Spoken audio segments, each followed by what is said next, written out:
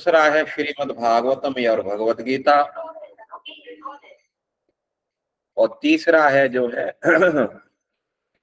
तीसरा है श्री चैतन्य चरितामृत।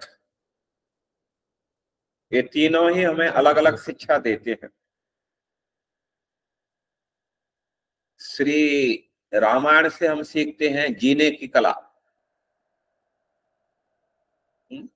रामायण हमें शिक्षा देती है कैसे हमें एक समाज में परिवार के साथ रह करके और सुख सुविधाओं के साथ में एक दूसरे से प्रेम की भावना रखते हुए, एक दूसरे का सम्मान करते हुए कैसे हम संसार में सुखी रह सकते हैं, ये रामायण से सीखना चाहिए। क्योंकि प्रभु श्री राम का चरित्र एक गृहस्थों के लिए, संसारी व्यक्तियों के लिए बड़ा आदर्श है। क्योंकि आज प्रभु श्री राम ज्यादा प्रसिद्ध क्यों हुए? क्योंकि उनका चरित्र बहुत ही सर्व सामान्य के लिए बड़ा आदरणीय रहा, शिक्षाप्रद रहा है। भगवान कृष्ण के चरित्र से शिक्षा नहीं मिलेगी हमें कुछ भी। यदि उनके चरित्र का आप जो है वो अनुकरण करेंगे तो गए हरिबोल हो जाएगी। समझे ना? तो इसलिए राम, प्रभु श्री राम का चरित्र है रामायण के अंदर है, वो हमें जीने की कला सिखाता। और श्रीमद् भागवतम और भगवत गीता हमें मरने की कला सिखाते हैं। कैसे मरना है। कोई मरना नहीं चाहता, लेकिन ये कला सीखो भाई, मरना है ही है। ये भागवत सिखाएगी आपको कैसे शरीर छोड़ना है, भगवत गीता आपको सिखाएगी। तो लक्ष्य तो हमारा यही है, मरने की तैयारी। तो इसलिए भागवत भगवत गीता सिखाती है हमें। और चैतन्य चरितमृत क्या सिखाता है हमें? तो चैतन्य चरितमृत हमें रोने की कला सिखाता है। जब तक हम रोएंगे नहीं, तब तक हम बोएंगे नहीं। रोने से ही कुछ भगवान हमारा जो है कुछ सुनती है। महाप्रभु गंभीरा में, जगन्नाथपुरी में लगभग 12 साल रहे। 12 साल ट्रेवलिंग किए, फिर 12 साल वो स्थिर रहे। फिर इसके बाद में जो है, जो 3-4 साल थी, केवल और केवल रोने में निकाल दी। जबरदस्त उनका विरह था। आंखों से पनहारे, पिचकारियां निकलती थी, आंख से पिचकारी निकलती थी। हम लोगों की तो 1-2 बूंद निकल गई तो बहुत कुछ हो गया। उनकी पिचकारियां निकल, तो उन्होंने लगभग 4 साल तक गंभीरा में, क्या 8 साल तक शायद, ऐसा 8 साल तक वो पूरा रोते रहे। तो रोना भी बहुत जरूरी है भगवान, समझे ना? ये सॉफ्ट, हमारा जो हार्ट, जो हृदय है, वो सॉफ्ट करने के लिए। क्योंकि बहुत अभी हार्ट एकदम कठोर हो चुका है, इसको पिघलाने के लिए रोना जरूरी है, नहीं तो ये पिघलने वाला नहीं। तो इसलिए चैतन्य चरितमृत हमें इस कला को सिखाता है कैसे रोना है। तो आज हम देखते हैं कि एक जो योगी है और भक्त है कैसे शरीर छोड़ते हैं। वृत्रासुर ने कहा था कि संसार के अंदर, इस संसार के अंदर 2 प्रकार की मृत्यु सर्वश्रेष्ठ कही जाती है। हालांकि संसार में मर तो सभी रहे हैं, लेकिन जो कुत्ते बिल्ली की तरह शरीर छोड़ रहा है उसकी तो कोई वैल्यू है नहीं। लेकिन 2 मृत्युओं को श्रेष्ठ कहा गया है, बड़ी प्रशंसनीय उनको कहा गया है। एक मृत्यु है क्षत्रिय की। जब जो है शत्रु के सामने क्षत्रिय लोहा लेते लेते सामना करते करते शरीर त्याग करता है, तो वो जो है निश्चित रूप से स्वर्ग आदि लोगों को प्राप्त करता है। भगवान ने गीता में कहा है, हतो वा प्राप्स्यसि स्वर्गम जित्वा मोक्षसे मही तस्मात् उत्तिष्ठ कौन्तेय युद्धाय कृत निश्चय। हतो वा प्राप्स्यसि स्वर्गम, हे कुंती पुत्र, तुम इस रणभूमि में युद्ध करते करते शरीर त्यागोगे तो प्राप्स्यसि स्वर्गम, तुम स्वर्ग में चले जाओगे। और जित्वा मोक्ष से वही, यदि आप जो है जीत गए तो आपको फिर जो है पूरी पृथ्वी का आपको राज्य मिलेगा, आप भोग कर सकते हैं। इसलिए तस्मात् उत्तिष्ठ कौन्तेय, इसलिए क्षत्रिय के दोनों हाथ में लड्डू है। जीना भी उसके लिए मंगलकारी है और मरना तो उससे ज्यादा मंगलकारी है। इसलिए युद्धाय कृत निश्चय, इसलिए युद्ध के लिए उठो। तो क्षत्रिय को तो वास्तव में इस स्वर्ग जाने का एक अवसर दिया जा रहा है। ऐसे स्वर्ग में जाए न जाए डाउटफुल रहेगा, लेकिन यदि वो धर्म के लिए युद्ध करता है और युद्ध करते करते वो शरीर का त्याग भी करता है तो उसके लिए कोई भी हानि नहीं, उसका मंगल है। तो इस प्रकार जो है वो दो में से एक तो हो गई क्षत्रिय की जो मृत्यु है वो प्रशंसनीय कही गई है, और दूसरा भक्तों की मृत्यु प्रशंसनीय कही गई। भक्त किसी भी प्रकार कहीं भी कैसी भी परिस्थिति में भगवान मतलब शरीर छोड़ता है, भगवान ने प्रॉमिस किया है, ददामी बुद्धि योगम तम एव माम उपयांति ते ते एव माम उपयांति। वो लोग मेरे को ही प्राप्त करेंगे, क्योंकि जो पूरा जीवन जिन्होंने मेरे लिए समर्पित किया है, तो ददामी बुद्धि योगम तम, बुद्धि मृत्यु के समय मैं उसको बुद्धि देता, मैं खुद जा करके उसको बुद्धि प्रदान करता हूँ। मत्तः स्मृति ज्ञान पंगोनुच्च, भगवान ने गीता में कहा मत्तः है, मैं उनको प्रदान करता हूँ, स्मृति देता हूँ, विस्मृति देता हूँ और ज्ञान प्रदान करता हूँ। इसलिए भगवान ने कहा है, तस्याहम सुलभ पार्थ नित्य युक्त योगिन, तस्याहम तस्य अहम सुलभ है, भक्तों के लिए तो मैं हर समय सुलभ हूं, उनके लिए कोई बाउंडेशन नहीं है। योगी के लिए थोड़ा सा बाउंडेशन है, भक्तों के लिए कभी नहीं। कहाँ शरीर छोड़ रहा है, किस परिस्थिति में छोड़ रहा है, किस काल में छोड़ रहा है, दिन में या रात्रि में, कोई फर्क नहीं पड़ता। तो इसलिए हमें जो है भक्त बन करके और इसकी तैयारी करते हैं तो भक्त निश्चिंत रहता। हाँ, जैसे एक बच्चा है माँ बाप के संरक्षण में पूरा निश्चिंत रहता है, कोई टेंशन नहीं, कहाँ से आ रहा है कहाँ से ला रहे हैं उनको टाइम से मिल जाता है, कोई टेंशन नहीं लेता। टेंशन है वो माँ बाप की टेंशन, तो भक्तों की टेंशन कौन लेता है? भगवान लेते हैं। कोई टेंशन नहीं भक्तों की, बस वो अपना काम करेंगे, प्रचार में जाएंगे, बनो भक्त बनो या मत बनो, हमारा काम है प्रचार करना, ठीक है ना, वो उनका काम है। भक्त बनने भगवान को भक्त बनाना है तो बनाएंगे, नहीं बनाना है तो मत बनाओ, है? लेकिन हम अपना दायित्व तो बस निभा दिए, तो इसलिए बाकी काम सब उनका है। यदि हम अपना दायित्व निभाते रहे, जैसे क्षत्रिय योद्धा जो युद्ध करता है वो जीतना हारना तो उसके हाथ की बात नहीं है ना, लेकिन वो पूरा समर्पित होकर के उसने पूरा शक्ति सामर्थ्य लगा करके युद्ध किया, हार भी जाता है तो कोई प्रॉब्लम नहीं, उसके लिए स्वर्ग तो है। हाँ?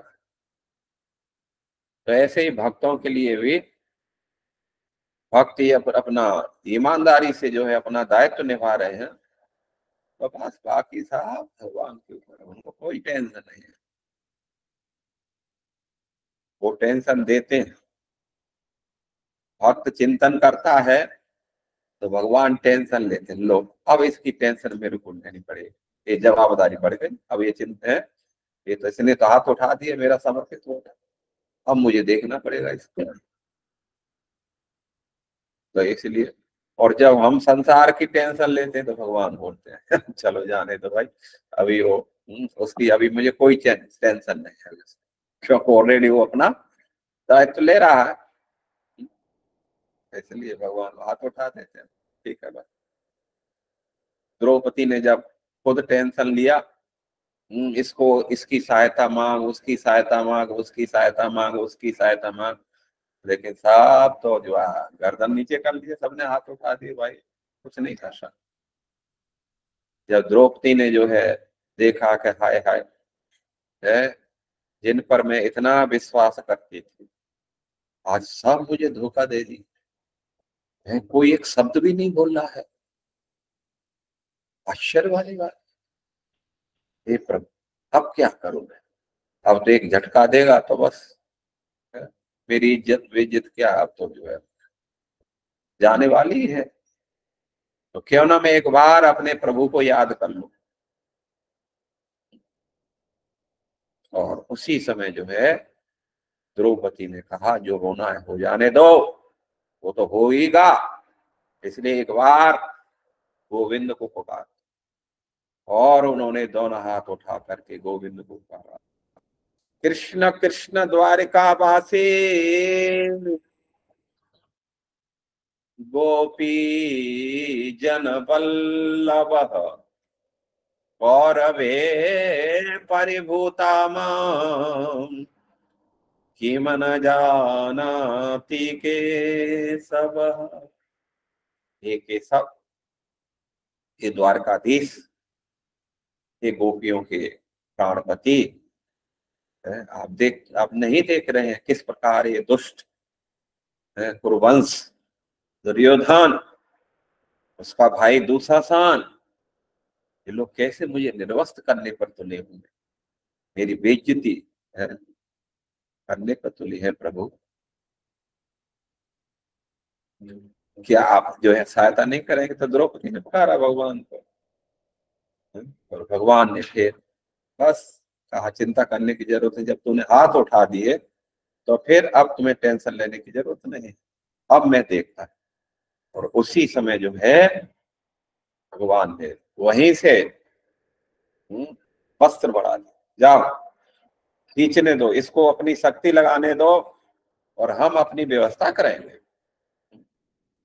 तो दुशासन ने तो अपनी शक्ति लगाई, खूब खींचा, वस्त्र खींचता गया, पहाड़ हिमालय लग गया वस्त्र का, साफ चश्मा को बार बार है शीशा साफ साफ करके देख रहे हैं, वस्त्र आ कहां से रहा है, नारी है कि साड़ी है, कि साड़ी है कि नारी है, कि नारी बीच साड़ी है, कि साड़ी बीच नारी है, कि नारी ही साड़ी है, कि साड़ी ही नारी है, कुछ मालूम नहीं चल रहा है। अरे भाई तुम्हें मालूम चल जाएगा तो फिर भगवान किस बात के, तुमको मालूम जो है चलाने के लिए नहीं कि हम क्या करने वाले हैं, बस तुम हमारा कर्तव्य वो देख लो, हमारी शक्ति देख लो, तुम्हें तो केवल शक्ति को दिखाना है, बस खींचता रहे तू। और द्रौपदी से कह रही तू चिंता मत कर, तुझे बिल्कुल थकान होगी नहीं, तू तो ये समझ ले तू मेरे लिए नृत्य कर रहा है, बस मैं प्रसन्न हूँ, तू घूमती रहे। और इसको जो है जैसे पूरा जो है क्या नाम चर्निंग करते ना पसीना, इसको सब तेरा भी कष्ट और संसार का कष्ट सब दुर्योधन को लगेगा, उसको कष्ट होगा, तुझे कोई रत्ती भर भी कष्ट नहीं। द्रौपदी को कोई कष्ट नहीं हुआ, वो तो प्रभु को याद करते हुए बस घूमती रही, उसको मालूम ही नहीं चल रहा है कि घूमी है, कि बैठ रही है, कि सो रही है, जग रही है, कुछ मालूम नहीं, वो आनंद में मस्त हो गई। और ये पना अपना पसीना पहुंचने लग गया, दना दन करके लंबी लंबी सांसें, कौरवों को लगता है कि ये प्राण तो नहीं त्याग देगा कहीं जो तो सिद्धांत भक्त को, भक्त जो है वो हर समय फ्री रहते, तो इसलिए भक्तों की मृत्यु भी बहुत प्रशंसनीय कही जाती। तो यहाँ पर जो है बता रहे हैं, स्थिरम सुखम च आसनम आस्थितो यति यदा जिहासुरिमंगलोकम काले च देशे च मनो न संजयेत। उन लोगों के पास में है ना भागवत, सबके पास में, कि इसमें दिखाना होगा है। प्राणान्यच्छेन मनसा जितासु। बोलते हैं कि हे राजन, सुखदेव गोस्वामी बोल रहे हैं, स्थिरम सुखम च आसनम स्थितो यति। यति जो एक योगी है, जो यतनशील है, तो इसमें अभी यहाँ पर जो है एक विशेष योगी के लिए वर्णन किया जा रहा है। जो योगी है, जिन्होंने प्राणायाम के द्वारा भगवान को प्राप्त करने का अभ्यास किया है, तो उनको क्या करना चाहिए? स्थिरम सुखम च आसनम आस्थितो। योगी को अंत समय में है एक आसन पर बैठना चाहिए। जो आसन कैसा है न उच्चम न नीचम, ज्यादा ऊंचा भी नहीं हो और नीचा भी नहीं हो, क्योंकि नीचा रहेगा तो कीड़े मकोड़े चढ़ेंगे उस पर, अब ध्यान लगाएगा तो वो काटेंगे, वो काटेंगे तो ध्यान कहाँ से लगेगा। और यदि ऊंचा हुआ तो गिरने का बह गए, या थोड़ी झपकी आ गई तो नीचे हरी बोल है, फिर हॉस्पिटल में जो है प्लस्तर चढ़ेगा। इसलिए योगी को कैसा आसन होना चाहिए? न अति ऊंचम न अति नीचम, चेला जिन कुशोत्तरम। सुख पूर्वक जो है उनका आसन होना चाहिए, जिस पर अच्छी तरीका से वो बैठ सके, और कुछ गड़बड़ हो तो ज्यादा चोट न लगे, थोड़ी बहुत हो जाए। इसके बाद में उसे क्या करना चाहिए? यदा जिहासूर अमंगलोकम। यदा जिहासु, यदा जब वो शरीर को, जब जिहासु शरीर त्यागना चाहता है, जिज्ञासु है, शरीर छोड़ने के लिए तैयार है, तो उसे क्या करना चाहिए? इमम अंग लोकम, अंग, हे राजन, हे राजा परीक्षित, तो इमम लोकम, इस शरीर को छोड़ने के लिए काले च देशे च मनः न संजयेत। तो उसे जो है योगी को एक विशेष काल का इंतजार करना होता है, और विशेष देश का भी इंतजार उसके लिए रहता है। विशेष काले च देशे च, एक उचित काल तथा स्थान के विषय में। तो यहाँ तो बोल रहे हैं, हाँ योगी को बोल रहे हैं, वास्तव में तो सही है कि हालांकि जैसे जैसे पितामह भीष्म ने एक काल का इंतजार किया, कौन से काल का ये इंतजार किया? उत्तरायण का उन्होंने जो है इंतजार किया। तो उत्तरायण का इंतजार करके उन्होंने जो है शरीर छोड़ा। लेकिन जो परफेक्ट योगी, हालांकि बीच में तो परफेक्ट है, लेकिन उन्होंने एक अपना आदर्श दिखाया संसार के लिए, आदर्श प्रस्तुत किया कि योगी को जो है उचित देशे काले च पात्रे च, भगवान ने गीता में कहा है देशे काले च पात्रे च, एक विशेष देश होना चाहिए, काल होना चाहिए, उचित पात्र होना चाहिए। तो ऐसे ही जो है पितामह भीष्म ने इस सब का ध्यान रखते हुए उन्होंने शरीर त्याग, शरीर छोड़ा। और ऐसे योगी भी जो परफेक्ट योगी होता है, अब यदि किसी कारण से देश काल परफेक्ट न भी हो, लेकिन उसकी साधना भजन स्ट्रांग है, तो फिर कहीं भी वो भगवान में अपना मन लगा करके और वहीं शरीर छोड़ सकता है 1 सेकंड में, कोई प्रॉब्लम। तो इसलिए यहाँ पर बोल रहे हैं कि काले च देशे च मनो न सज्जयेत। मतलब एक विशेष काल और समय का यहाँ पर जो है योगी को क्या करना चाहिए? इसके लिए ज्यादा चिंतित नहीं होना चाहिए। मना न संजये, उसे बेचैन नहीं होना चाहिए, आहा क्या करूं, ये तो समय उचित नहीं, या ये स्थान उचित नहीं। प्राणान नियच्छेत मनसा जितासु, उसे क्या करना चाहिए, प्राणान नियच्छेत मनसा है जित आसु, उसको मन से क्या करना चाहिए, जो प्राण वायु है, विशेष करके जो है उसको अपनी इंद्रियों को संयम करके और धीरे धीरे करके प्राण वायु को क्या करना चाहिए, उसे ऊपर लेकर के जाना चाहिए। उसके लिए उसको चिंतित रहना चाहिए है कि जो मैं जो तैयारी किया हूँ उसको परफेक्ट रूप से यह संपन्न करता है तो स्थान और काल कोई वैल्यू नहीं देता है। लेकिन कभी कभी यदि ऐसा होता भी है तो फिर उसको समस्या का समाधान, समस्या आती है। यदि जैसे उचित काल में उसने शरीर नहीं छोड़ा तो फिर उसके लिए समस्या आती है। क्या समस्या आती है, तो जैसे तात्पर्य में अब प्रभुपा जी बोल रहे हैं, बोलते हैं कि भगवत गीता 8:14 में स्पष्ट कहा गया है कि जो व्यक्ति श्री भगवान की दिव्य प्रेममयी सेवा में पूर्णतः लगा रहता है और जो पग पग पर उन्हीं का निरंतर स्मरण करता है वह भगवान का साक्षात सानिध्य प्राप्त करके आसानी से उनकी दया प्राप्त करता है। ये 8:14 का श्लोक है। 8:14 में क्या कहा गया है, बोलो कौन बताएगा आप लोगों में से है? अच्छा चलो आप नहीं बताते, हाँ बोलो माता जी बोलो। हरे कृष्णा, दंडवत प्रणाम महाराज। तो भगवान ऐसे बता रहे कि जो भी बिना श्लोक बोलो। श्लोक है, अनन्य चेतः सततम यो मां स्मरति नित्यशः, अनन्य चेता सततम यो माम स्मरति नित्यशः तस्या अहम सुलभ पार्थ नित्य युक्तस्य योगिनः, नित्य युक्तस्य योगिनः तस्या हम सुलभ।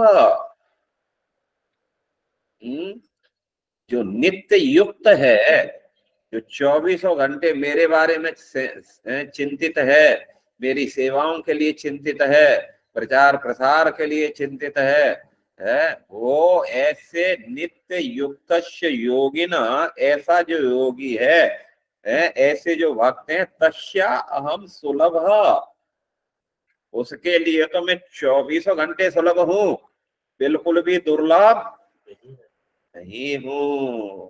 ये बात बता रहे हैं है। अनन्य चेता सतम, अनन्य चेता सतम, चेता अनन्य है, उसका जो मन है वो अनन्य, अन्य किसी दूसरे में नहीं लगा है, अन्य किसी दूसरी जगह नहीं लगा है। कहाँ लगा है, मेरे में लगा है, मेरी सेवा में लगा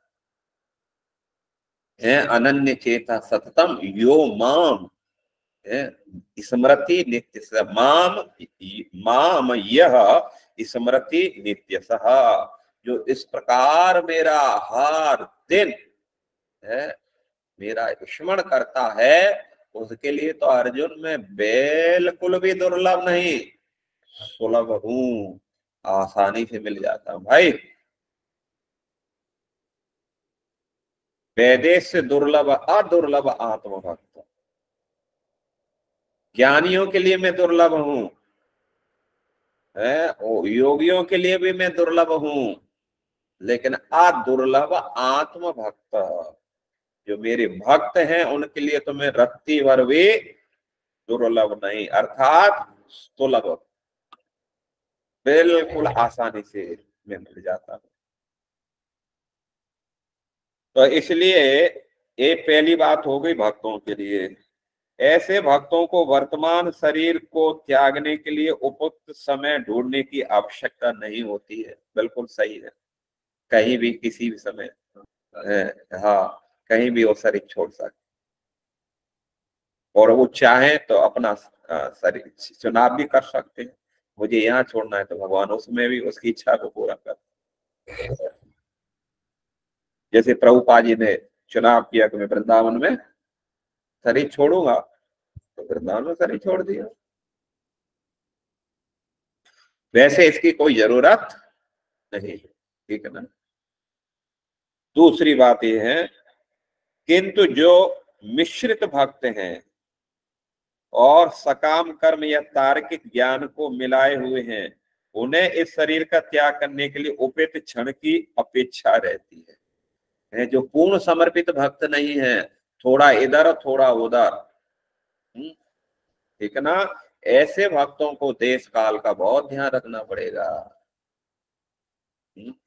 तो इसमें बोलते हैं कि उन्हें इस शरीर का त्याग करने उपलब्ध क्षण की अपेक्षा रहती है। उनके लिए उपयुक्त क्षणों का उल्लेख श्रीमद् भगवद गीता के 8:23-26 में हुआ है। 8:23 से 26 में क्या हुआ है? तो बोलते हैं कि 8:23 में बोलते हैं, यत्र काले त्वनावृतिम आवृतिम चैव योगिनः प्रयाता यान्ति तब कालम वक्ष्यामि भरत ऋषभ। हे भरत ऋषभ, हे राजर्षियों में श्रेष्ठ परीक्षित महाराज, प्रयाता यान्ति तम कालम वक्ष्यामि, उस काल के बारे में बताता हूं जिस काल में व्यक्ति कौन किस काल में जाकर के मेरे को प्राप्त करेगा, मेरे धाम में आ जाएगा, और किस काल में यह शरीर छोड़ता है तो उसको रिटर्न होना पड़ेगा। इसके लिए मैं तुम्हें बताता। तो बता रहे हैं कि एक जो योगी है, परफेक्ट योगी है, एक विशेष काल में विशेष समय में उसका ध्यान रखते हुए शरीर छोड़ता है तो मेरे लोक को प्राप्त करता है। वो कौन सा है वो काल समय? तो ये बता रहे हैं 24 में, अग्नि ज्योति तिरह शुक्ल षडमासा उत्तरायणम तत्र प्रयाता गच्छन्ति ब्रह्म ब्रह्म विदो जना। ब्रह्म विदः, विदः जो ब्रह्म को जानने वाले जो वेदांती हैं, ऐसे जना या जो योगी हैं, यदि ऐसे परफेक्ट काल में शरीर छोड़ते हैं तो मेरे को प्राप्त करते हैं। कौन सा? तो अग्नि, अग्नि ये सब इनके देवता हैं। जैसे अग्नि का देवता है तो अग्नि है, और ज्योति मतलब प्रकाश है, और अह दिन का समय है, और शुक्ल शुक्ल पक्ष है, और उत्तरायण का समय है जो षडमासा उत्तरायण है। ये योगी जो है इसका विशेष ध्यान रखते, इसका ध्यान रखते हुए वो शरीर का त्याग करते हैं। तो बोलते हैं तत्र प्रयाता गच्छन्ति ब्रह्म ब्रह्म विद जना। तो वो जो है वो मेरे को प्राप्त हो जाते हैं, अर्थात है वो क्या नाम है, वैकुंठ लोक को प्राप्त करते हैं, या जो है दूसरे लोगों को, मतलब ऐसे लोगों को प्राप्त करते हैं जहां से फिर रिटर्न नहीं आता। ठीक है ना? तो एक जो योगी इस प्रकार के हैं, लेकिन जो परफेक्ट योगी नहीं है किसी कारण से, क्योंकि जो मृत्यु का समय बड़ा कष्ट पीड़ादायक होता है, इतना आसान नहीं होता है इस प्रकार का जो है मन भगवान में स्थित करके शरीर छोड़ना।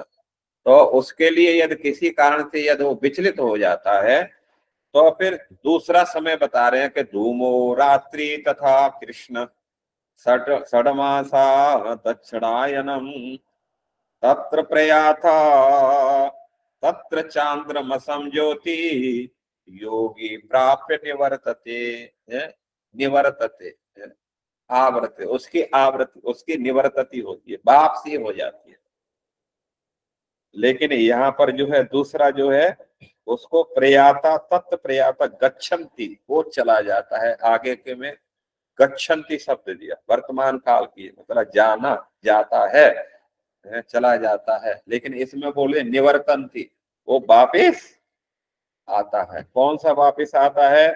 तो धूम यदि रात्रि में शरीर छोड़ता है, धूमो धुआं, धूम्र पक्ष मतलब प्रकाश, मतलब जैसे होता है ना कोहरा, तो धूम्र जैसा है, रात्रि का समय है, तथा कृष्ण पक्ष है, और दक्षिणायन है। तो दक्षिणायनम तो तत्र चांद्रम असम ज्योति चांद्रम च चांद्र मसम। अच्छा, तो ऐसा व्यक्ति कहाँ जाता है? चंद्रलोक को प्राप्त कर, चंद्रलोक तक जाता है, और वहां फिर क्या करता है? योगी प्राप्य निवर्तते, तो उन लोगों को प्राप्त करके कुछ दिन भोग विलास करके जो उसकी कामना है वो पूरा करता है वह, और फिर से वापिस रामपुरा में आ जाता है, फिर से आ जाता है प्रचार प्रचार करने के लिए। बोला गया, बोला अच्छा किए भाई, ऐसे ही आते रहो क्योंकि यहाँ भक्तों की जरूरत है, तो इसलिए वापिस आ जाता है। तो यही भगवान यहाँ पर बोल रहे हैं कि जो परफेक्ट योगी नहीं है उनको इन सब चीज का ध्यान रखना होता है, और योगी लोग विशेष करके इसका ध्यान रखते हैं। हाँ, लेकिन अब आगे क्या बोल रहे हैं प्रभुपाद जी 3:26 में, लेकिन ये उपेक्त क्षण उतने महत्वपूर्ण नहीं होते जितना कि मनुष्य का ऐसा सफल योगी होना।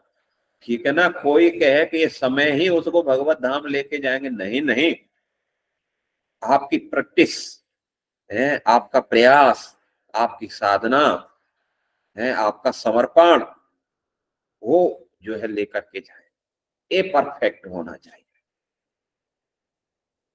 समझ रहे ना, एग्जाम में आप केवल नकल आपने पूरी व्यवस्था करके रखी है, आप पढ़े नहीं दो बिल्कुल रत्ती भर भी, और आपने सोचा कि मैंने नकल का पूरा व्यवस्था कर लिया है, तो नहीं नहीं, वो आपको पास की गारंटी नहीं दे सकता।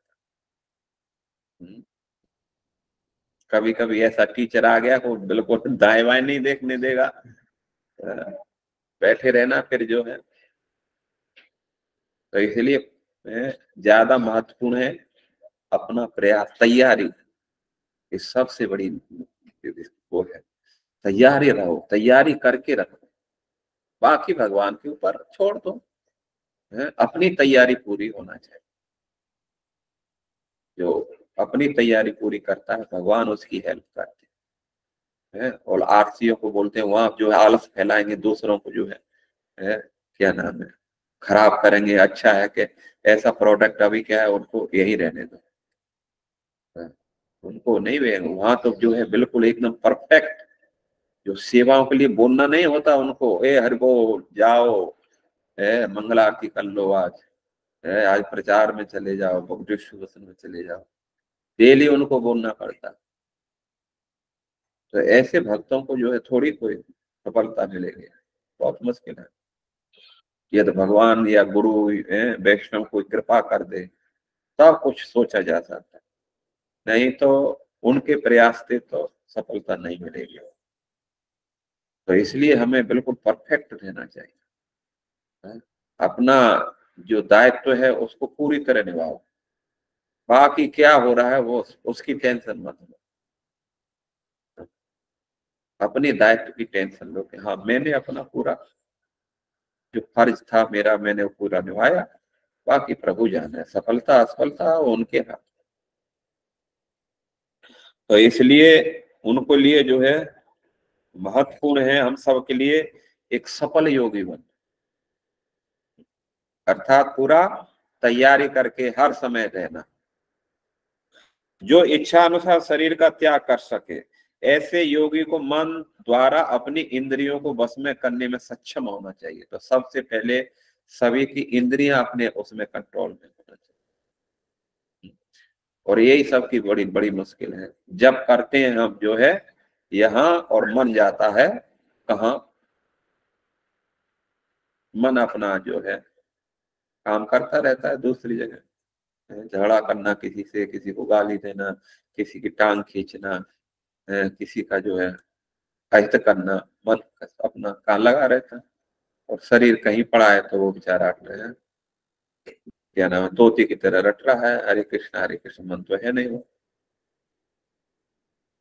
तो सबसे पहले ये मन को भक्त है, हम सभी को ऐसा प्रयास करना चाहिए कि मन हमारे पास हर समय रहे। मन का ही खेल है, भगवान ने पूरी गीता में 20 जगह मन का नाम दिया है, मन मना भव मच्चित्त मय्येव मामे, है कि नहीं, कितनी जगह आप देखेंगे, कई जगह मन है, क्योंकि मन का खेल है, और मन जहाँ है वही हम वहां है। तो इसलिए इस मन को ऐसा प्रशिक्षण दो कि बस थोड़ा बहुत जाए घूम घाम के आ जाए, जैसे मॉर्निंग वॉक में जाते हैं ना, थोड़ा आध घंटे 1 घंटे ऐसे वॉक करके लेकिन आ जाए। तो ऐसा यदि हम प्रशिक्षण देते हैं तो मन को सहज भाव से श्री भगवान के चरणों में लगाकर सरलता से जीता जा सकता है। अब इसका प्रशिक्षण क्या है, तो ये भी बात बता रहे हैं। प्रशिक्षण है यदि भगवान के चरण कमलों, जैसे कल परसों जो क्लास दे रहे थे उसमें स्टेप बाय स्टेप्स हम मन को बार बार ये प्रशिक्षण देते हैं, उनको भगवान के दिव्य शरीर का हम ध्यान करते हैं तो मन बिल्कुल फिट हो जाएगा, जाएगा नहीं उधर उधर। तो प्रशिक्षण देने की जरूरत है। तो ऐसी सेवा से क्रमशः समस्त इंद्रियां स्वतः ही भगवान की सेवा में लग जाती हैं। यदि प्रशिक्षण है तो फिर फट सुनाई है, भगवान की सेवा में इंद्रियां लगेंगी, मन लगेगा तो इंद्रियां लगेंगी। क्योंकि इंद्रियों के अंडर है, इंद्रियां अंडर है किसके, मन के। तो मन जहाँ है वही है, इसलिए भगवान ने कहा इंद्रियाणाम मनश्चास्मि, मैं इंद्रियों में मन हूं। इंद्रियों में आंख हूं, नाक हूं, कान हूं, नहीं कहा भगवान ने, मन का। क्योंकि मन का रोल है, इंद्रियों का तो वो तो इंस्ट्रूमेंट है, इंद्रियां तो इंस्ट्रूमेंट की तरह, लेकिन मन बॉस है, मन लीडर है इंद्रियों। समझ रहे ना। तो राजा को जो है क्या नाम, जब जब आक्रमण किया जाता है तो पहले उसके लीडर को क्या किया जाता है, उसको अरेस्ट कर लिया जाता है। जब लीडर अरेस्ट हो गया तो फिर वो मतलब है, हाँ, फिर प्रजा अपने आप सरेंडर करती है। तो इसलिए मन को जो है भगवान की सेवा में यदि हम लगाते हैं तो ये स्वतः ही बस में हो जाता है। और परम सत्य तदाकार होने का यही सबसे श्रेष्ठ मार्ग, सेवा में लगाओ मन। खाली बैठोगे तो मन और है उसमें शक्ति आ जाती है घूमने की है। तो इसलिए ज्यादातर खाली मत बैठो, कुछ न कुछ भगवत सेवा से संबंधित चिंतन करते रहो, प्लानिंग करते रहो, कुछ न कुछ सोचते रहो भगवान के बारे में, तो मन बिल्कुल स्थिर हो जाएगा। और अंत समय में जैसे पिता में भीष्म, उन्होंने कहा कि प्रभु अब यहीं रहो, अब कहीं जाने की जरूरत नहीं है। भजनों में तो गाते थे क्या नाम है, गंगा जी का तट हो, वृंदावन का बंसी बट हो, मेरा सामरा निकट हो, तब प्राण निकले। तो पिता में भीष्म ने बिल्कुल ठीक, सब कुछ उनके सामने था, गंगा जी भी थी, तो गंगा पानी पी रहे थे वो। और बंसी बट था क्योंकि बंसी वाला खड़ा था। और सामरा निकट हो तो सामरा था ही था। बस उन पर अपना दृष्टि टिका दिए और उनका चिंतन करते करते शरीर छोड़, ये है परफेक्ट।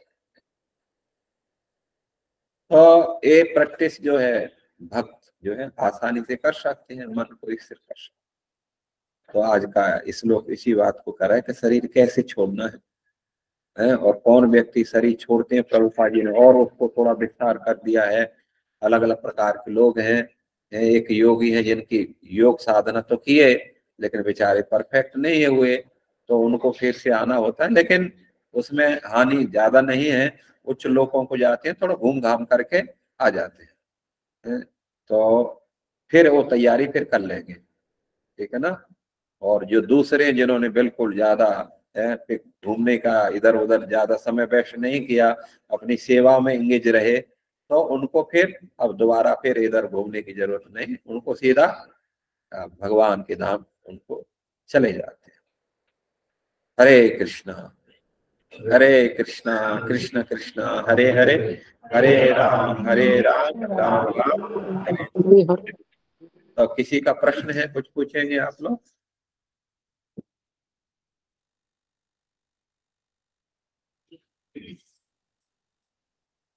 कोई पूछना चाहेगा आप लोगों में से?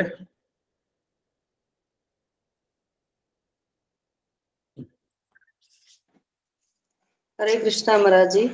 हरे कृष्णा। महाराज जी, जैसे गांव में ऐसे लोग बताते हैं कि एकादशी के दिन शरीर छूटता है तो सबसे अच्छा होता है, उसके बारे में आप बताएं। तो एकादशी के दिन अच्छा तो होता है, लेकिन एकादशी के दिन छूटना तो चाहिए ना।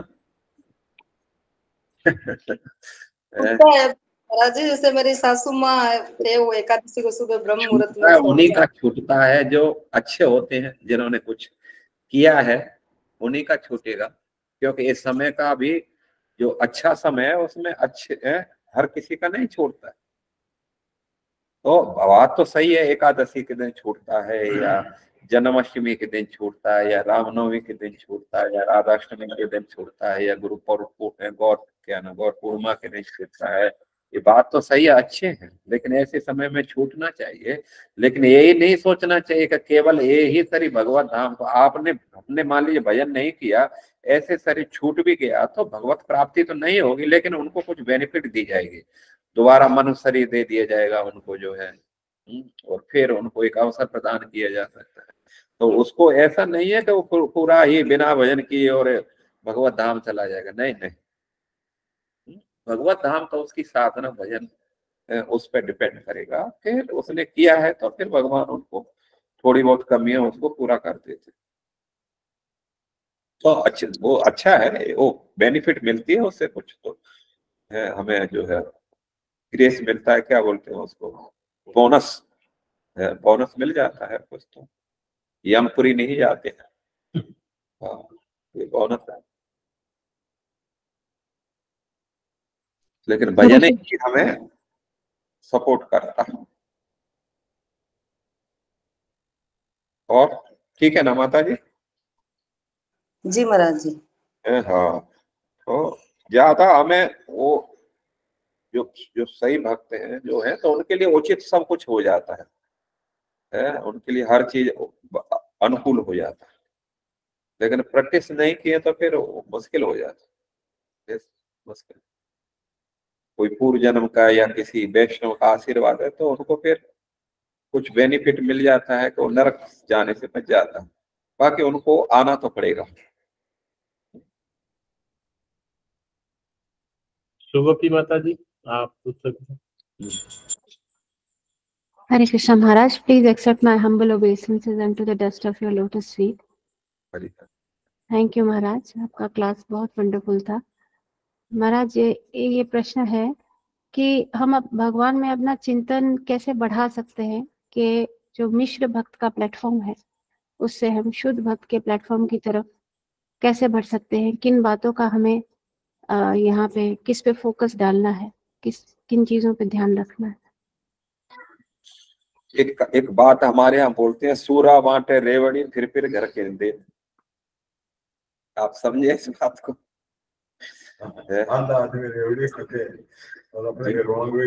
हाँ, कभी कभी होते हैं ना जो लगन आती हैं, जो बच्चों का जो विवाह होता है, तो विवाह के समय जो है लगन आती है ना, बतासे बांटते हैं, क्या बांटते हैं कि नहीं मालूम नहीं अब तो। हाँ, तो मान लीजिए वो हमारे घर का है तो हमारी लॉटरी खुल गई, अब 2-3 बार ठीक है ना हमें मिल जाएंगे, और मुट्ठा भी थोड़ा ज्यादा भर के होगा। दूसरों के लिए जो भरा जाता है ना, थोड़ा उसमें और उसको जो है कैपेसिटी बढ़ा दी जाएगी उसकी, जिससे ज्यादा आ जाए। तो विशेष कहना हम ये चाहते हैं कि भगवान के साथ एक जब रिलेशन हो जाता है, संबंध हो जाता है, वहां प्रेम बढ़ जाता है। और प्रेम के लिए तो फिर बड़ी बड़ी हम कष्ट ले लेते हैं, बड़ी बड़ी समस्याओं को स्वीकार कर जाते हैं। जहाँ अपनापन है वहां दुख भी हमारे लिए सुख बन जाता है। उनकी सेवा करना में हमें बोरियत नहीं होते और हमें अच्छा लगता है। और एक हम उदाहरण देते हैं बार बार, जैसे हम जब कभी परिक्रमा करते हैं गोवर्धन की, तो वहां हम देखते हैं कि वो परिक्रमा में कभी कभी ऐसा होता है चलना मुश्किल हो जाता है, इतने थकान हो जाती है। लेकिन हमने देखे है कि बिल्कुल वृद्ध व्यक्ति हैं, जब अपने नाती पोते को कंधे पे बिठा लेते हैं तो घोड़े की तरह फिर दौड़ते हैं, पूरा खिलखिला करके, और बच्चा ऊपर हंसता है, और दादा जो है पीछे बिल्कुल सरपट करते हुए चला जाता है, उसको बिल्कुल कष्ट नहीं होता। उसमें ताकत कहाँ से आ जाती है? प्रेम की। ये है प्रेम का संबंध। समझ रहे? तो भगवान से आप रिलेशन जोड़ेंगे कोई है, ये तो प्रेम की बात है, वो तो बंदगी तेरे बस की नहीं। तो तो गोपियों ने भगवान के साथ प्रेम जोड़ा, भक्तों ने प्रेम जोड़ा। तो इसलिए यदि प्रेम जुड़ता है तो फिर हर चीज इजी हो जाती, फिर उनकी सेवा हमें बोर नहीं देती। अभी प्रेम तो है नहीं, अब जबरदस्ती लगाया जा रहा है, तो फिर उसमें जो है टालम टोल करते रहते हैं आला। तो इसलिए प्रेम स्थापित कर, और चैतन्य महाप्रभु विशेष करके, या जो भगवान की जो माधुर्य भक्ति है, रागानुगा भक्ति है, राग प्रेम पे डिपेंड है। हमें एक संबंध स्थापित करो भगवान के साथ। वो सेवा जो है एक बहुत दिव्य सेवा, उसमें बोर नहीं होते, मन नहीं जाता। हमने देखा है, हम जो है जब बचपन में थे, जब कोई मेला ठेला में जाते थे, थोड़े बहुत पैसे मिलते थे, है, और उसमें भी जो है फिर क्योंकि गाड़ी घोड़े में जाएंगे तो खर्च हो जाएगा, पैदल जाते थे 7-8 पैदल जा करके मेला देख के आते थे, और उसी में कुछ खा पी करके कुछ घर के लिए लेके आते थे। घर के लिए लेके आते, तो जाना आना कोई ज्यादा मतलब मालूम नहीं चलता था, फिर भी पैसा बचा करके घर के लिए लेके आ जाते थे, कुछ मम्मी के लिए, कुछ भाई के लिए या बहन के लिए, क्योंकि वो प्रेम है। तो इसलिए भगवान के साथ एक रिलेशन होता है, तो फिर वो जो भक्ति है फिर एक अद्भुत भक्ति हो, सेवा अद्भुत हो जाती। और भगवान भी यही चाहते हैं, भाई संबंध जोड़ो। सबने संबंध जोड़ा भगवान, तो ऐसे हम कर सकते हैं। और ये प्रेम उत्पन्न होगा भाई, शुरू शुरू में हमें मेहनत करना होगा। वैदी से राग उत्पन्न होता है, पहले वैदी भक्ति करनी होगी, विधि विधान का पालन करना होगा ठीक से, ठीक है ना। जैसे जैसे शुद्धिकरण होगा फिर भगवान से एक प्रेम स्थापित होता चला जाएगा।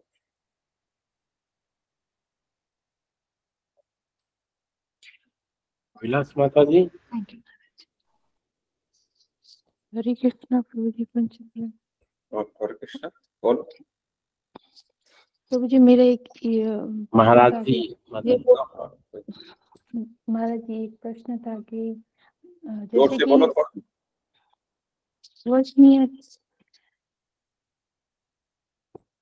बोलो बोलो।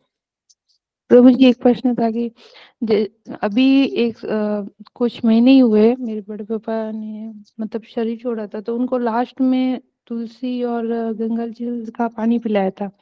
तो उससे उनकी मतलब क्या तो वो शरीर छोड़ते उनके बाद क्या होता, जैसे कि वो भक्ति में अच्छा, बिल्कुल जुड़े हुए भी नहीं थे, वो जाते थे थोड़ा बहुत मंदिर और उससे होता ये है कि उनके कुछ पाप कट जाते हैं, और कभी कभी जो है क्या नाम है वो जो है यमपुरी से बचते हैं, यमराज के दूत उसको टच नहीं करते। जिनके गले में कंठी है, तुलसी है, तिलक है, तो यमराज के दूत स्पेशली उनसे डरते हैं, उनको टच नहीं करते। और यमराज ने ओपनली बोल दिया है, जब से वो अजामिल का केस हुआ था उससे उनको पहले सतर्क कर दिया कि भाई कहाँ जाना है और कहाँ नहीं जाना समझ रहे ना। तो उनको पहले दे दिया कि जिनके सर पर तिलक है, गले में कंठी है, तो मुंह में यदि तुलसी है, गंगा जी का पानी है, तो फिर उसके ऊपर यमराज का अधिकार नहीं होता है। फिर उनको आना तो पड़ेगा यदि भजन पूरा नहीं हुआ है, लेकिन डायरेक्ट उनको शरीर दे दिया जाएगा, यमपुरी नहीं जाएंगे वो लोग। तो इसलिए सुविधा तो है उनके लिए, कुछ बेनिफिट तो है ये सब चीज के लिए। तुलसी महाराज और प्रभु जी घर में गृहस्थी में रहकर मतलब मन में निरंतर भगवान का चिंतन कैसे करें, जैसे कि घर में बहुत ही तामसिक मतलब लोग हो, जैसे क्या ऐसे चीज? जो ठीक है, घर में ये कोई बीच में नहीं है, घर में अच्छा। तामसिक लोग हैं, मांस खाने वाले, दारू पीने वाले हो, तो उस स्थिति के अंदर कहने वाले कैसे हम तो भगवान ये जो है, देखो हर चीज एक हाँ, अभी क्योंकि ऐसा सिचुएशन है, तो अभी आप दो चीजें हैं इसमें। एक तो ये है कि आप उसी सिचुएशन में अपने को संभाल के रखना होगा और अपना भजन क्रिया चला के रखनी होगी। दूसरा ये है कि आपको उस वहां का माहौल थोड़ा अच्छा क्रिएट करना होगा। ऐसा प्रयास करना होगा कि कुछ भक्तों को बुलाओ, कुछ कीर्तन कराते रहो नजदीक में, यदि अपने घर में सब नहीं तो पड़ोसियों के यहाँ, कुछ किसी के यहाँ है तो, और उस उधर उनको थोड़ा सा प्रेरित करो बैठने के लिए, जाने के लिए। तो उससे फिर धीरे धीरे करके माहौल थोड़ा सुधरेगा। तो ये जो है हमारा कुछ दुर्भाग्य तो है कि ऐसा माहौल हमें दिया, लेकिन ऐसे माहौल में भी हम भक्ति करते हैं, साधना करते हैं, तो भगवान बहुत प्रसन्न भी होते हैं। जैसे प्रहलाद महाराज थे, विभीषण था। हालांकि जब विभीषण आया था तो सबने कहा कि नहीं प्रभु, ये क्या नाम है, हमारे शत्रु का है, असुर है, शत्रु का भाई है, इसे इमीडिएटली इसके ऊपर विश्वास नहीं करना चाहिए। लेकिन भगवान ने कहा है, जो है क्या नाम है, इसने यदि एक बार हाथ उठा दी है और जिसने कह दिया कि हे प्रभु श्री राम मैं आपका हूं, तो ये मेरा वचन है, मैं उसको अभय देता हूं, चाहे वो कुछ भी करे। तो प्रभु ये जो है, इसने जो है क्या नाम है, लंका मांग लिया और किसी कारण से जो है रावण का आपने वध नहीं किया और आपने इसको मतलब लंका का भी राज दे दिया इमीडिएटली। अभी कुछ हुआ नहीं, मतलब युद्ध भी नहीं हुआ, कुछ नहीं हुआ, पहले ही प्रभु श्री राम ने संकल्प कर दिया है मैं तुझे लंका का राज देता हूँ। अब दूसरों ने कहा प्रभु ये रावण आ गया आपकी शरण में, तब क्या करोगे? तो उन्होंने कहा कि मैं अयोध्या का राज दे दूंगा। और आप क्या करोगे? अरे भाई मैं तो जंगल में घूम रहा हूँ, जंगल का राज मेरे लिए है। तो यदि हम विपरीत परिस्थितियों में भी भक्ति करते हैं तो भगवान है बहुत प्रसन्न होते हैं। तो इसलिए परिस्थिति तो अनुकूल नहीं है, लेकिन या तो बनाने का प्रयास करो, नहीं तो अपने को एडजस्ट करना पड़ेगा। भजन करते रहेंगे तो भगवान फिर सहायता करेंगे। पीताम्बर दत्त प्रभु जी, आप पूछ सकते हो। हरे कृष्ण महाराज, नमन प्रणाम। महाराज मेरा प्रश्न ये था कि हमें ये कैसे पता चल सकता है कि उनका सतोगुणी भक्ति में है, रजोगुणी में है या तमोगुणी भक्ति में है? उस पर कुछ बता। क्रियाओं से पता चलता है कौन तमोगुण में है, क्योंकि लक्षण दिए सबके। तमोगुण के लक्षण क्या है? तमा तु अज्ञान जम विधि मोहनम सर्वदेविनाम प्रमाद आलस निद्रा भी तनवगनाति वारद। प्रमाद आलस निद्रा ये सब तमोगुणी के लक्षण है। उनका खाना पीना भी तमोगुणी होगा। ऐसे रजोगुणी है, रजो रागात्मक विधि जो बहुत आसक्त है वस्तुओं से, जो जोड़ने के संसार की वस्तुओं को इकट्ठा करने में लगा हुआ है, तो वो रजोगुणी है। तत्व सत्रों निर्मलत्वाद प्रकाशक कमनाव्यम। तो जो सतोगुण में व्यक्ति जो है थोड़ा शांत प्रिय रहता है, ज्यादा वस्तुओं के प्रति अटैचमेंट नहीं रहता है, तो उनके कार्यों को देख करके उनका खाद्य भी जो है अच्छा रहता है, सात्विक रहता है। तो हम समझ सकते हैं कौन किसी उसमें। तो उसके लक्षण बताए गए हैं भगवत गीता। कोई भी ये लक्षणों से देखा जाता है, शास्त्रों के अनुसार उसके लक्षणों से मिलाप किया जाता है कौन किस स्तर पर। तो लक्षणों को देख करके हम समझ सकते हैं हम कहाँ है, हमारा लेवल कहाँ। ठीक है ना? तमोगुणी रजोगुणी सतोगुणी के सबको लक्षण दिए हैं। और वहां भी कपिल देव भगवान भी बताए हैं भक्तों की हम कौन सी भक्ति कर रहे हैं, तमोगुणी रजोगुणी सतोगुणी या गुणातीत भक्ति। तो वहां भी जो है कपिल भगवान ने माता देवहूति को उपदेश किए, 3 प्रकार की भक्ति, 4 प्रकार की भक्ति का वर्णन किए हैं। और भगवत गीता में भी कहती है कौन तो जो प्रकृति के 3 गुण हैं वो कैसे कार्य कर रहे हैं, तो उसमें 14 अध्याय है। और फिर उसमें जो आहार 3 प्रकार का है, उनका आहार दिया है, तो उससे मालूम चलता है और कैसा।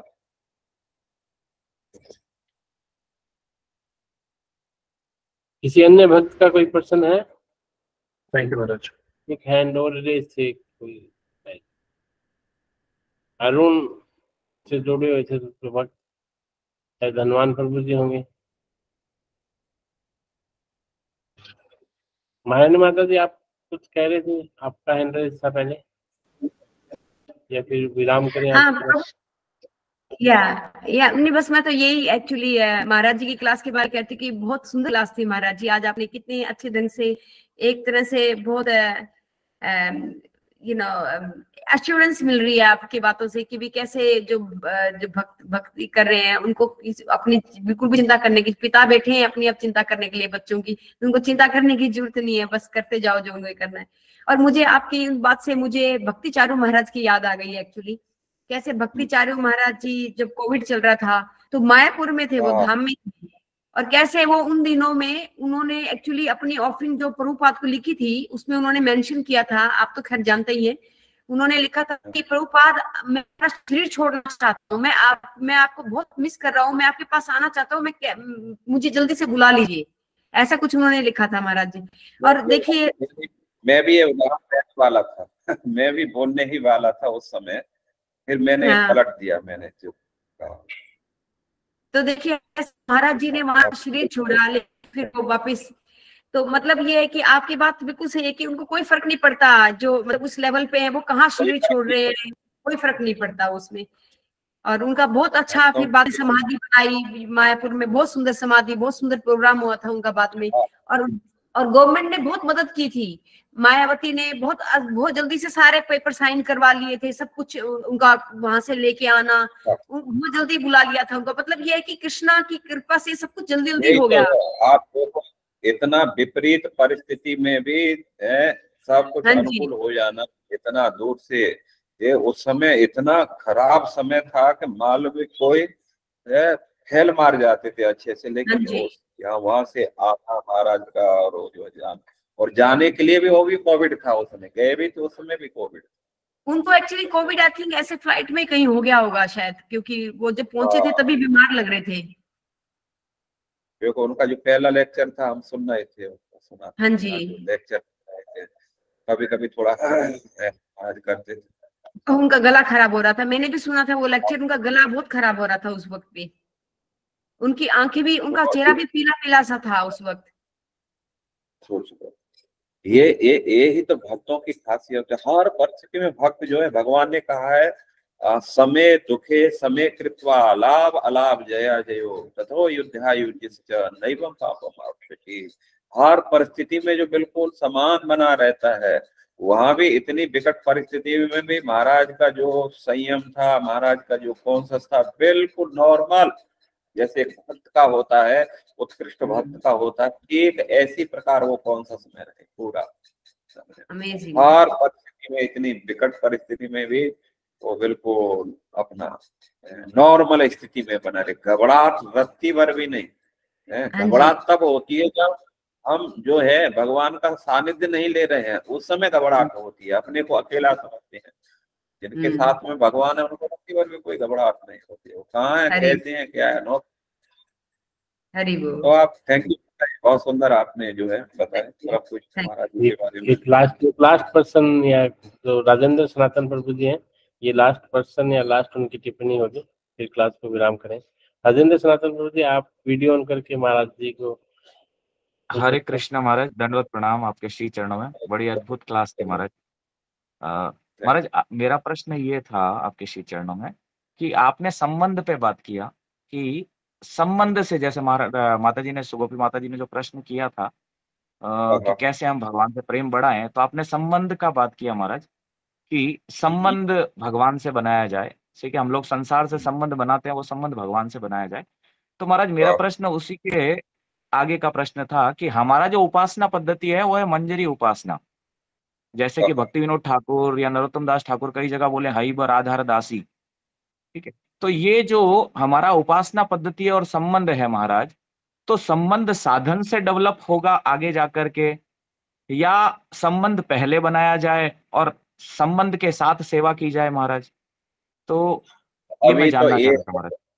अभी तो हमारा जो है, क्योंकि हम वैदिक भक्ति में है, ठीक है ना, अभी हमारा जो है वैदिक भक्ति के स्तर पे, और ये धीरे धीरे करके वैदिक भक्ति में जब गाढ़ता आती है, जब हमारा शुद्धिकरण होता है, आदौ श्रद्धा ततः साधु संग, फिर भजन क्रिया, साधु संग में जब भजन क्रिया होती है तो फिर अनर्थ निवृत्ति होती है, और अनर्थ निवृत्ति के बाद में फिर हमारा एक धीरे धीरे करके संबंध स्थापित है। जब तक अनर्थ रहेंगे तो संबंध भगवान से बन नहीं सकता। तो इसलिए अभी हमें जो है गुरु के निर्देशन में सेवा करना होगा, और गुरु से गुरु जी से बात करनी चाहिए कि गुरु जी हम कोई भगवान के साथ कोई अपना विशेष ऐसा रिलेशन स्थापित करके हम ये सेवाएं कर सकते हैं क्या? तो फिर गुरु जी जैसे बोलते हैं फिर वैसा करो। गुरु जी बोलते हैं कि ठीक है, यदि हमारा जो है मंजरी भाव में है, लेकिन हमारे जो है बहुत सारे आचार्य हैं, जैसे प्रभुपाद जी का भाव ज्यादा सखा भाव में रहता था, आपने देखा है, वो कृष्ण बलराम है, वो उनका जो है, तो हमारे आचार्य तो हैं लेकिन संबंध कभी कभी अलग होता है। जैसे वो क्या नाम है, श्यामानंद पंडित, उनके जो गुरु जी थे वो मंजरी थे, क्या नाम है, रसिकानंद प्रभु है, रसिकानंद प्रभु वो, और उनके जो नहीं, वो हृदय चैतन्य शायद उनके गुरु थे, श्यामानंद के हृदय चैतन्य महाराज, हाँ हृदय चैतन्य फिर श्यामानंद प्रभु। तो हृदय चैतन्य जो है वो मंजरी है, लेकिन श्यामानंद उनका भाव जो है नहीं, वो सखा है, सॉरी सखा है महाराज, हृदय चैतन्य सखा है, सुबल सखा है, वो दोनों सखा है, लेकिन यहाँ इनका भाव फिर मंजरी हुआ श्यामानंद प्रभु का। ये जो है भगवान की सखी बनी, राधा रानी का आशीर्वाद मिला, ठीक है ना। तो विशेष करके अभी शुरू में हमें गुरु के निर्देशन में सेवा करना होगा, फिर धीरे धीरे करके जैसे जैसे शुद्धिकरण होता है तो भाव डेवलप होता है भगवान के साथ में। कभी हमारा जैसे जो भाव होगा इटरनल वैकुंठ में वो भाव डेवलप हो जाता है गोलोक में, और फिर हम जो है गुरु से भी हम जानकारी ले सकते हैं इसके बारे में ज्यादा क्या करना चाहिए। तो गुरु जो बताएंगे वो परफेक्ट रहता है। वैसे प्रोसेस जो भी है, प्रक्रिया है जिसकी, वो ये ही है कि अभी हमें वैदिक भक्ति में लगना चाहिए, विधि विधान से पूजा करना चाहिए, फिर एक करते करते जब हमारा शुद्धि होगा, अनर्थ निवृत्ति होगी, फिर जो है फिर हमें क्या नाम है उसके प्रति रुचि आएगी, फिर निष्ठा आएगी, फिर आसक्ति आएगी, फिर भाव, फिर प्रेम है। तो ये सब चीजें तो ऐसे ही हमारी जो पद्धति है, लेकिन फिर भी हम भगवान के साथ एक विशेष कर सकते हैं। जैसे भक्तों में भी देखा है, कभी कभी कोई भगवान को बच्चा मानती है, कोई भगवान को पति मान लेती है, या कोई हम सखा मान लेते हैं। तो उसमें भी यदि करते हैं और विशेष करके गुरु बताएंगे तो और अच्छा रहता है कि आप इस भाव से सेवा कर सकते हैं। बाद में जो है भाव बदल भी सकता है, तो कोई उसमें हर्ज नहीं है, लेकिन भाव से मतलब कोई संबंध रख करके करेंगे तो उसमें और फिर हमारा एक और प्रेम बढ़ जाता है, ठीक है ना। तो ऐसे ही जैसे भगवान के लिए जो है जो माला बना रही हैं, माताएं माला बनाती है, कुकिंग करती हैं, तो उनका एक ही सोच रहता है कि कल हमने ऐसी बनाई, थोड़ा और कैसे चेंज करें। या जो भगवान के लिए ड्रेसिंग कर रहे हैं, तो एक ड्रेस हो गया, कल के लिए वो आज से ही टेंशन लेते हैं, कल ये करना है, कल ऐसी करेंगे, आज हमने एक किया कल दूसरा, तो ये टेंशन चलता ही रहता है, टेंशन वो चिंतन है। तो फिर हम जो है कुछ सेवाएं हमारी ऐसी होनी चाहिए जो प्रैक्टिकल सेवा होना चाहिए, तो उसमें एक संबंध जल्दी डेवलप हो जाता है। अब भगवान की डीटी वर्शिप करो, भगवान की कुकिंग करो, भगवान के लिए कुछ श्रृंगार करो, तो उसमें एक जल्दी डेवलप होता है। तो इसलिए कुछ प्रैक्टिकल सेवा होने से भी जल्दी ये भाव प्रकट होता है। थैंक यू सो मच महाराज। हरे कृष्ण। हरे कृष्ण महाराज। एक और चीज था जो मुझे लग रहा था कि आपसे चर्चा करना चाहिए महाराज। मैं जैसे हम लोग भक्त हो गए, जैसे हमने तिलक कंठी धारण किया तो गुरु के प्रति हमारी निष्ठा तो हो ही गई कि तिलक कंठी धारण किया तो अब हम भक्त तो कहलाने लग ही गए सोसाइटी में, तो वी हैव अ रेस्पॉन्सिबिलिटी। तो उसमें मैंने ऐसा देखा है भक्तमाल में या भक्ति करते करते सरलता आती है जीवन में जी। सरल होता है। और एक जीव जो भक्त होता है या वैष्णव के पदों पे जो चलता है वो हर जीव पर के प्रति करुणा रखता है कि एवरी जीव भगवत। जैसे प्रभुपाद का चरित्र देखते हैं तो प्रभुपाद हिप्पीज पे भी करुणा की है, जबकि वो अगर देखें तो प्रभुपाद बहुत टॉलरेट किए उनको। लेकिन लेकिन हम कई कई जगह ऐसा देखने में आता है महाराज कि कई जीव विमुख हो जाते हैं जब हमारे आचरण को देख के। जब वो हमारे आचरण को देखते हैं कि नोट तो करते ही हैं, आप जिम्मेदारी पोजीशन पे हो तो बट ऑब्वियस है कि एक मैनेजर है तो उसको आम व्यक्ति तो नोट करेगा।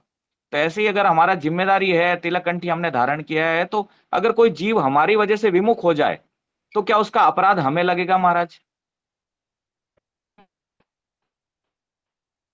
ठीक है, बात सही है आपका। तो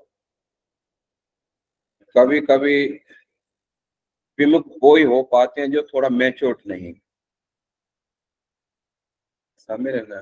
क्योंकि हमें ये भी तो ध्यान देना होगा कि इस संसार में कोई कुछ हमें हानि पहुंचा रहा है, कुछ कर रहा है, तो कुछ हमारा भी तो कुछ उसमें इस जन्म का या पूर्व जन्म का कुछ वो है कि वो हमारा इस प्रकार से हमसे व्यवहार कर रहा है, शत्रुवत व्यवहार कर रहा है या मित्रवत व्यवहार कर रहा है, तो अपना भी उसमें रहता है। जैसे पांडव थे, जैसे युधिष्ठिर महाराज थे, तो दुर्योधन के प्रति भी वो उनका एक बड़ा अच्छा भाव रहता है, हर समय उनको सपोर्ट करते थे।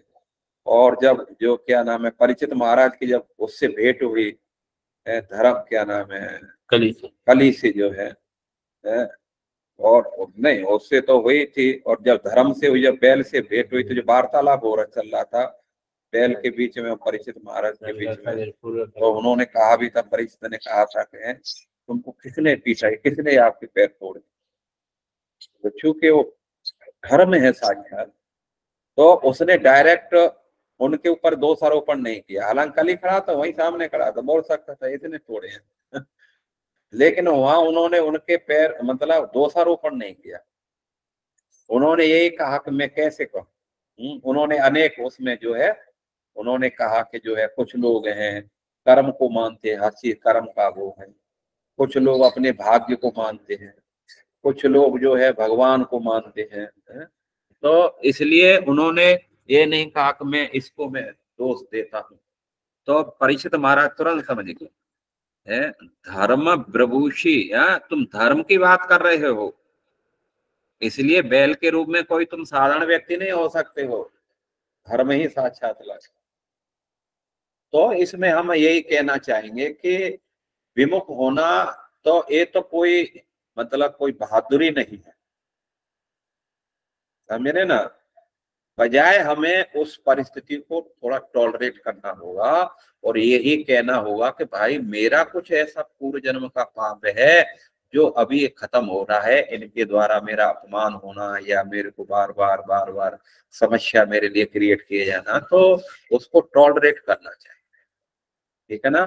और जो यदि हम शुरू से कुछ अच्छे भक्तों की संगति में रहे होंगे तो फिर इस परिस्थिति को हम बड़ी आसानी से हम देखते हैं कि वो निकाल लेते हैं। कभी कभी अच्छे भक्तों के सानिध्य में रह करके विपद परिस्थिति भी आती है, वो अच्छी तरीका से निकल जाते हैं, कोई ज्यादा फर्क नहीं पड़ता। हालांकि थोड़ा बहुत कष्ट तो होता है, लेकिन ऐसा नहीं बनता कि हम बैग उठाएं और चल पड़े बाहर, वो नहीं, वो तब होता है जब हम ठीक से किसी अच्छे भक्त के सानिध्य में नहीं है, कोई विशेष जो है हम किसी की गाइड नहीं ले रहे हैं या हमारा साधना वजन थोड़ा सा ज्यादा स्ट्रांग नहीं है, तो इस फिर वो परिस्थितियां आ जाती हैं कि हम मतलब फ्रस्ट्रेशन में हो जाते हैं और फिर सस्ता कोई छोड़ देते हैं और वो चले। तो इसलिए मेरा तो ये कहना होगा कि हमें परिस्थिति को मुकाबला करना चाहिए, क्योंकि हर चीज बदलती है।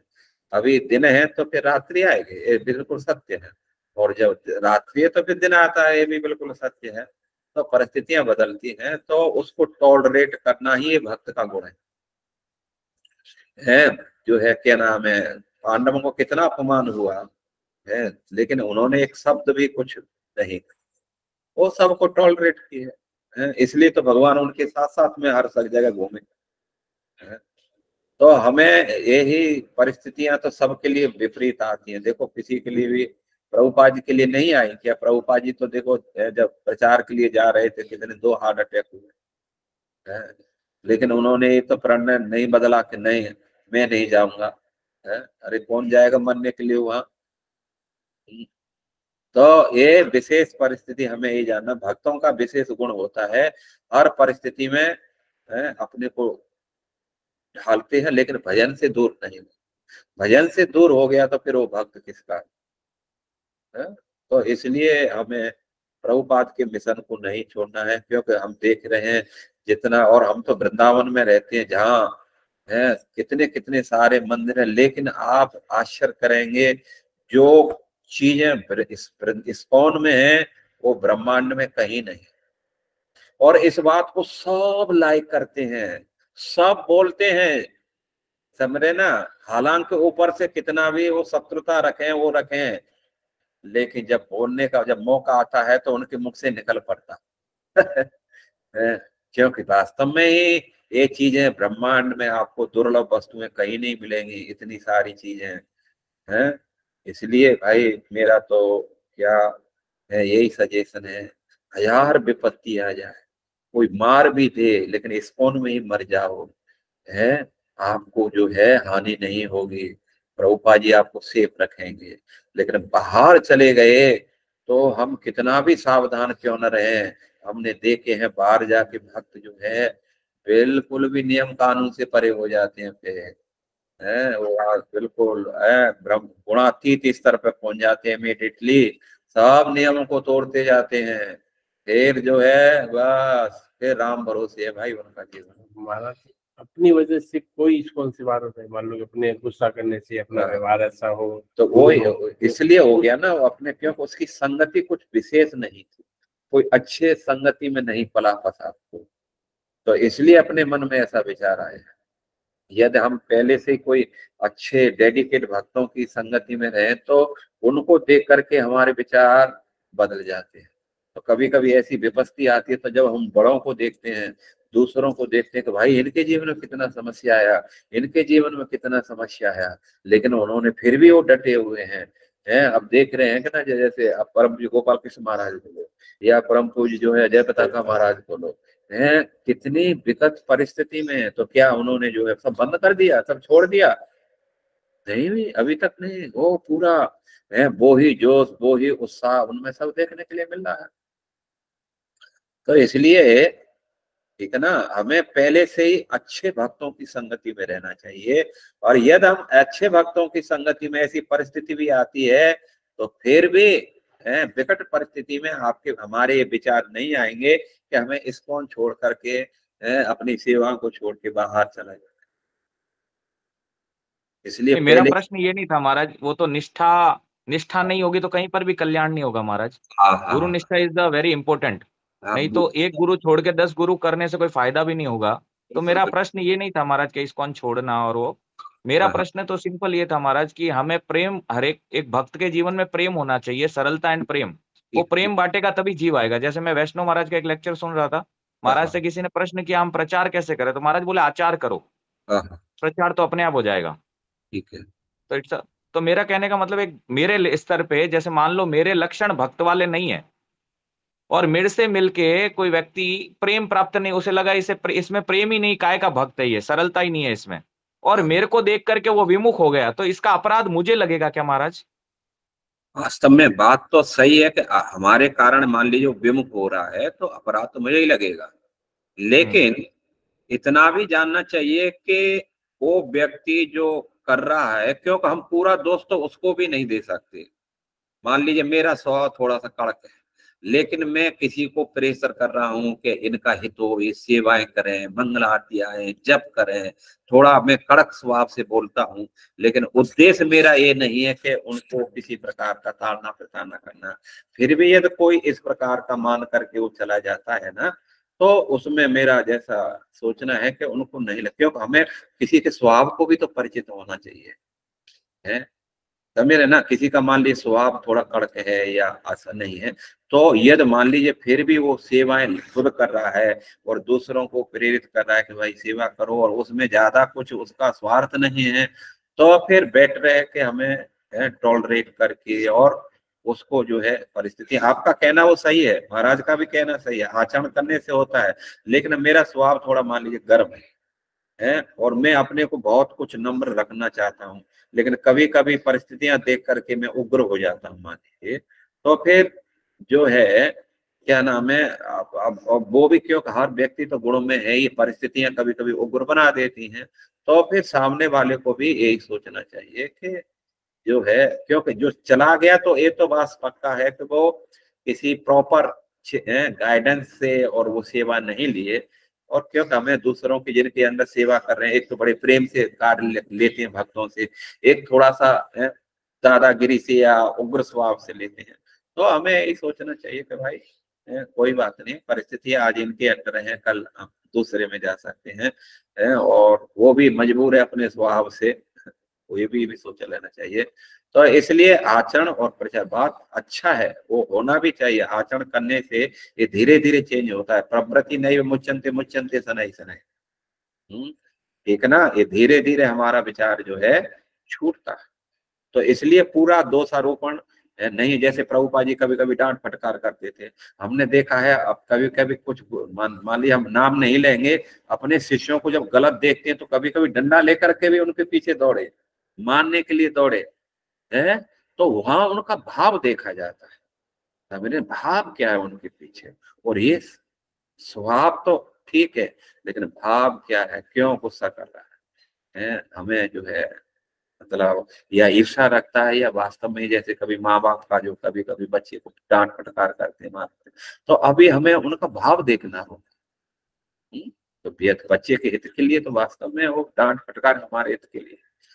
तो यदि हम प्रॉपर शुरू से ही अच्छे भक्तों की संगति में रहेंगे तो इस चीज को तुरंत हम ऑब्जर्व कर लेंगे, नहीं भाई ठीक है, उसने डांट मार कर दिया, और तो हम ये विचार नहीं लाएंगे, आपका वो भी सही था कि हमें आचरण अच्छी तरह करना चाहिए।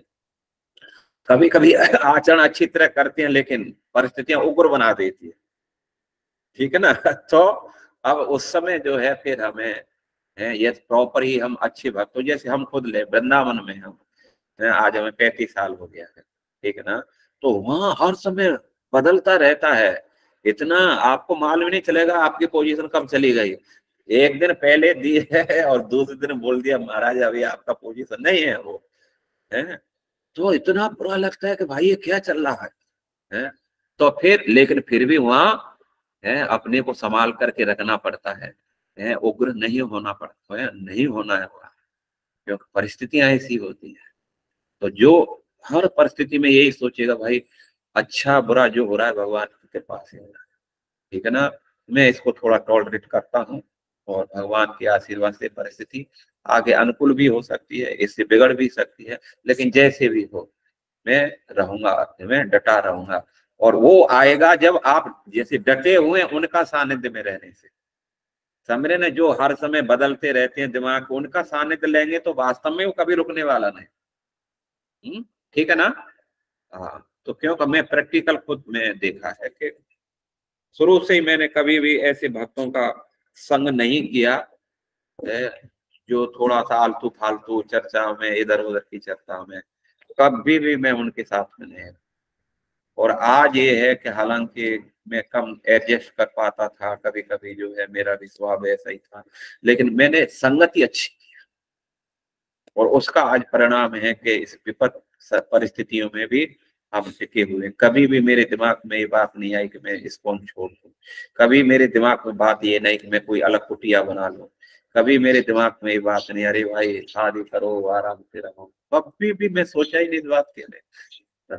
कुछ चीजें ऐसी थी शुरू से ही वो चीज बनी रही मेरे, क्योंकि मेरी संगति अच्छी थी, एक कारण से मैं सुरक्षित रहा। तो ऐसे ही हमें संगति का बहुत प्रभाव पड़ता है जीवन में, इसलिए हमेशा अच्छे भक्तों की संगति में जो समर्पित हैं, समझे, उनसे बहुत बल मिलेगा आपको। तो यदि हमारी संगति खराब नहीं है तो हम कितने भी अच्छे क्यों ना हो, लेकिन कमजोर होते जाएंगे। तो अच्छे भक्तों की संगति में रहने से बल मिलता है, बहुत सपोर्ट मिलती है।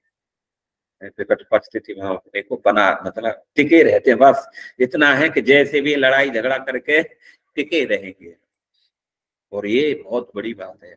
इस्कॉन में टिक जाना अपने आप में बहुत महान, ठीक है ना। हरे कृष्णा, आप सबके लिए बहुत बहुत धन्यवाद। थैंक यू सो मच महाराज, बहुत बहुत धन्यवाद आपका, हार्दिक आभार। हम लोग महाराज के लिए हरे कृष्ण महामंत्र बोल के महाराज का धन्यवाद देंगे 3 बार। इतना सुंदर हमें कथा मिला है कृष्ण चर्चा, उसके लिए हरे कृष्णा कृष्णा कृष्णा हरे हरे, हरे राम हरे राम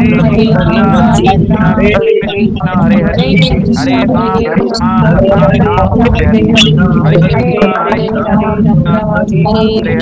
हरे राम हरे राम हरे राम राम राम हरे हरे।